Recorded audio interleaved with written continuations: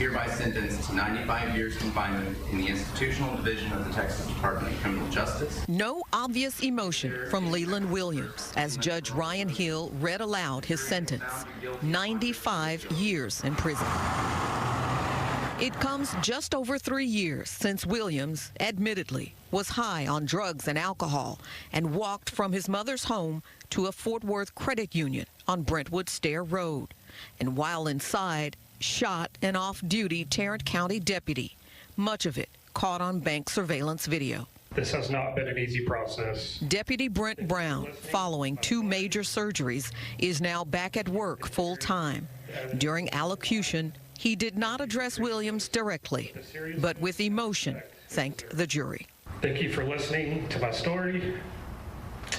Thank you for considering the evidence with an open mind.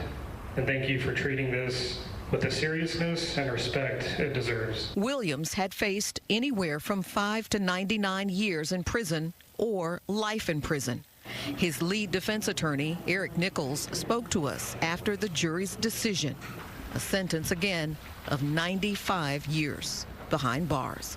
Disappointed because we fundamentally believe that someone is more than the sum total of the worst 15 minutes of their life. But we understand it. There were a lot of innocent people in that credit union the day that Deputy Brown was shot, and it affected them as well as Deputy Brown. And I think the jury's message is, when you choose violence in this county, you will be stopped and you will be held accountable.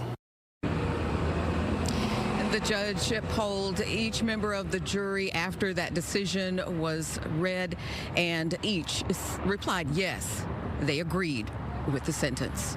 It's the very latest live here in Fort Worth. Clarice, back to you. Dan, thank you. Derrick Grove was sentenced for the 2018 Mardi Gras murder of 2 men. That sentencing comes 2 months after he was found in Atlanta following that historic jailbreak from the Orleans Justice Center. Alyssa Curtis was at the DA's office today. Derrick Grove will spend the rest of his life in prison. Friday, he was sentenced to 2 consecutive life sentences plus an additional 100 years. And if you remember that jailbreak footage that was running, the first person out the gate, the fastest one, the one out the longest, was Mr. Groves. Months after he was captured in Atlanta and years after his legal process began, Derrick Groves has finally been sentenced. Groves was convicted back in October of 2024 for killing 2 men on Mardi Gras Day in 2018. Jamar Robinson and Byron Jackson, 2 others, were injured. I think the biggest shock for me is just how evil some people can be, and evil to the point of it's funny to you. Groves was initially convicted in 2019, but a new law requiring a unanimous jury for felony cases sent it back to a courtroom. Then a mistrial and a deadlocked jury drew the process out even more. After his final conviction, logistical issues like a recused judge and lawyer changes kept pushing back this last step. This is the end of a very, very harrowing saga for this office, for this community.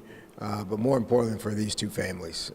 They have had to be traumatized over and over again. And the May jail escape was just another, and exemplified his attitude toward his violent behavior, if you ask District Attorney Jason Williams. The escape, I think, only amplifies and manifests his association with violence and accountability and what it means to live in a civilized community. Williams says the national attention the escape brought forgot one key piece. Every crazy comment, every crazy conspiracy is just a level of disrespect to people who were only trying to enjoy a Mardi Gras day. Groves will serve his sentence at Angola. That's where he and his fellow 9 escapees have been held since they were all recaptured. Reporting in front of the district attorney's office, Alyssa Curtis, WWL News.